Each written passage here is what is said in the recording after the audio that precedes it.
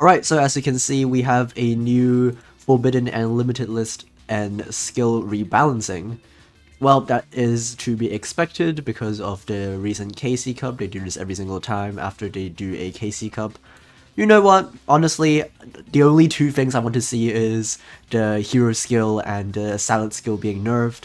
I don't think any of the hero individual cards or the individual salad cards are too strong. I don't think they really need to hit anything too much in order to stop the two best decks. You don't have to hit the cards. You just need to nerf the two absolutely broken skills. And then maybe they will have to nerf some of the other competitive meta decks that aren't necessarily tier 1 because of the two best decks. Something like maybe, I don't know, Predaplan and Luralisk? Are those still, like, good? I think that might be okay if they were to be left alone. I don't know. Let's see what they did. Actually, because of how I expect the hits to go, I should look at the skill ban list first because I want them, at least I hope they hit the skill and not so much hit the actual hero or salad stuff. So let's go and have a look at the skill rebalancing first. Okay. Heretic Dragon Dawn, that's the Heretic Dragon skill. Winter Bill XL. Is that it? Is that all? Huh? It's just two buffs and no skill nerfs? Really? You know what? Let's read what they did with the two skills first. Heretic Dragon Dawn. Okay, so before it is reveal a convocation or creation and then shuffle a card from your hand to the deck. Now it's reveal and then you don't shuffle. Alright, that's pretty nice. Free advantage because one of the biggest problems with Hieratic is that there is no one card combo. At least without the skill. With the skill, it's still not really a one card combo because you need to shuffle a card back to the deck, but now it is a real one card combo. And then the Wind Witch skill, you reveal a Snowbell or Chimes in your hand, and you don't shuffle it back. I don't really think that Wind Witch really needs like this kind of buff. I think the deck is fine before you even buff the skill. I think like the skill as is pretty good already, considering that it does so much. Like it has like 4 effects. Technically 3, but yeah, it's like the skill already does a lot.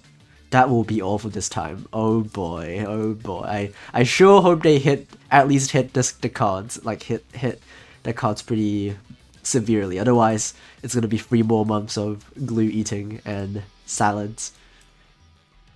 Well, salads is not too bad, but well, heroes is one of the biggest problems.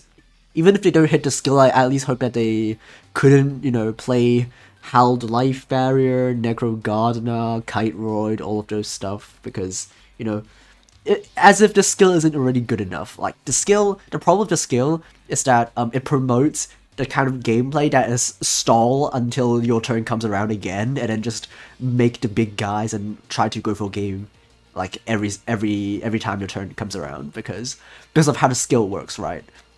The skill can just get you a free big guy, like the Arm Dragon level 10, or the Thunder level 10, or like Neos, grab your Super Poly, and you do that every single turn, right? So the kind of gameplay that it promotes is that it encourages you to stall. It encourages you to stall for your opponent's turn, and then when your turn comes around, you can just make the Arm Dragon level 10 again, and then just keep doing that until you eventually win. So they either nerf the skill to make it once per duel at least, and maybe give some more restrictions on what you can actually bring out, because Arm Dragon level 10 every single turn is a bit ridiculous. Or they at least not let them play stall stuff like Hollow the Life Barrier. So maybe hit something to 2. Maybe just ban Herald Life Barrier because that card is never good never healthy anyway. They should at least hit something to 2, hit something to 3. And then maybe also hit something to 1 because Super Poly is just too ridiculous. Maybe if they don't nerf the skill, at least they force them to choose between like something, and like maybe limit 1 Rainbow Dragon. I don't know. No, if they limit 1 Rainbow Dragon, then they definitely couldn't play Super Poly. Probably something else. I don't know. But like maybe they can hit something to 1 so that they have to choose between that card and Super Poly, so that they can't do everything that the skill allows them to do. Anyway, let's have a look at the things. Bans. Imitation! Good riddance. This card should be gone ages ago. I don't know why this card was illegal for that long. Even if, you know, I'm always on the opinion that Imitation FTK isn't good at all. It's like, it is probably one of the best FTK strategies that we have access to, but that's not a high bar. Like that's not a high bar to clear. And none of these FTKs are ever good. It's like it's worse than Tachyon FTK. It's worse than like the coin flip FTK, like the nurse burn FTK. It's worse than those, and those two aren't even that good. Like people play nurse burn FTK all the time when, you know, the coin flip stuff came out, but even then I don't think it's very good. Like you sometimes still lose when you go first, and you almost always lose when you go second. So the win rate isn't even over 50%. So it's never that good anyway. And Imitation is just worse than that. It's like the probability of you actually getting to the FTK when you go first is not that high. You don't get it like very often. Both Tachyon FTK and the Nurse Burn FTK are more consistent in terms of actually getting to the FTK on turn 1, and on turn 2 you just lose anyway. So even if you don't have, like, even if your opponent doesn't have any interruptions, they can just like fill in all the monster zones so that you can't put the token on their side of the field, and that stops the FTK. So yeah. So in terms of like power level, I think the Imitation FTK is like acceptable, but it's toxic. It's like, it's not fun, and I don't think it should like be promoted in any way. So I'm fine with it being banned. It's a good thing. Next is limit 1 Salamangreat Foul. So what that does is because Gazelle is also at 1, you can't play them both. So you almost always not play Foul at all and just play Gazelle. So what that achieves is that one of the best things you can do with Salad skill is that if you go second, you can just get a free Foul and lock your opponent's back row, and that's like a sort of back row removal that you don't have to do anything to get to. You just get it for free. So that's a decent hit, but I do definitely prefer a lot that they hit the skill instead of, you know, hitting the foul. It's like you're not addressing the problem, but I guess that's fine. And limit 3, there's no limit 2. That is very concerning because that means heroes can still play How the Life Bearer. This is very bad. I do not like this at all. Anyway, let's have a look at the limit 3 stuff. Stratos at 3, Liquid Soldier at 3, and that's it. And that's it. Oh boy. So what that does is, usually they play 3 of each, right? 3 Stratos, 3 Liquid Soldier, because they want to always open with Liquid Soldier in hand so that they can discard it for the skill and then banish it with Miracle Fusion. So we just get less copies of Liquid Soldier, which is really not that big of a deal for heroes at all. Because you don't forget that they still have emergency call, so that's another searcher for both Stratos and Liquid Soldier. Crosskeeper is still legal at 3 copies. You know, that card also draws you 2 cards. So that doesn't really do a whole lot. Oh boy. Okay, let's have a look at the unlimits. Makaba, sure. Purple Nightfall, sure. Terrace of the Overroot, that's fine. Actually, Terrace of the Overroot is a bit interesting because it is one of the more impactful trap cards that you can play against heroes. Because if they have, if they for example send the Liquid Soldier from the hand to the graveyard, and then or something like actually no, if they send Crosskeeper for example, because Liquid Soldier still works even if on the field. If they send Crosskeeper or like Necro Gardener for example from the hand to the graveyard and then summon a, for example, Armed Dragon level 10, you can go and send the Armed Dragon with Overroot and then set the Crosskeeper so that they couldn't use the graveyard effect to draw 2 cards. But again, it doesn't really work against Liquid Soldier because you can use it on the field, and it still triggers the draw 2. And also they can't play Necro Gardener anyway because of limit free. But yeah, it's, you know, it's decent, but I don't think it's gonna do a whole lot, especially when, you know, IDP is also around, so IDP is like usually better than this card in every single way. Anyway, Cyberload Fusion is fine. I mean, it's completely okay. Isn't like what is the Cyber Dragon trap at 2? And this was also at 2, so now what, you can play 2 traps and 1 fusion, as opposed to 1 trap and 1 fusion, or 0 fusion and 2 traps. That's fine. That doesn't really change a whole lot. Scrap Recycler to Unlimited is very good for Crystons, obviously. I'm really glad. But honestly, because of how, you know, the best Crystron variants aren't even playing a lot of limit-free cards anyway, I guess you can play like Mind Control, but doesn't really change a whole lot for Crystons, but it does change a whole lot for Orcust, because now you can use Recycler as a 1-card combo to get to your Orcust stuff. And I think that's fine. I mean, Orcust is going to be strong, but probably not as strong as like glue-eating heroes and salads and stuff like that. There still isn't really like a dedicated Orcust skill anyway, so if you stop the Scrap Recycler, the chances are they can't really extend past that. Cassitus to Unlimited is, you know, it's just, it's fine. This card's limitation will be removed, and it has become clear that duelists are able to counter it. And I think they could, yes. This card is not very good anymore. And it doesn't really do a whole lot on the field. And it will give heroes a bit of a headache, but they can just like clear it with Rainbow Nears, right?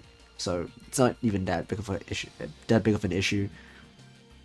Well, at least it's like water, so they can't like super poly it away. So yeah, the only thing they can do is Rainbow Nears. Maybe you can like pair this with like an Effect Veiler to stop the Rainbow Nears, and that might be able to, you know, quote unquote counter heroes, but they can just like beat over it, right? Anyway, Shrew Draco Apocalypse should never be limited anyway. The deck's not very good. Rush Rule, no changes. Right. So let's have a little bit of a discussion of what I think about like everything. So as I said, I think the 2 skills should be nerfed.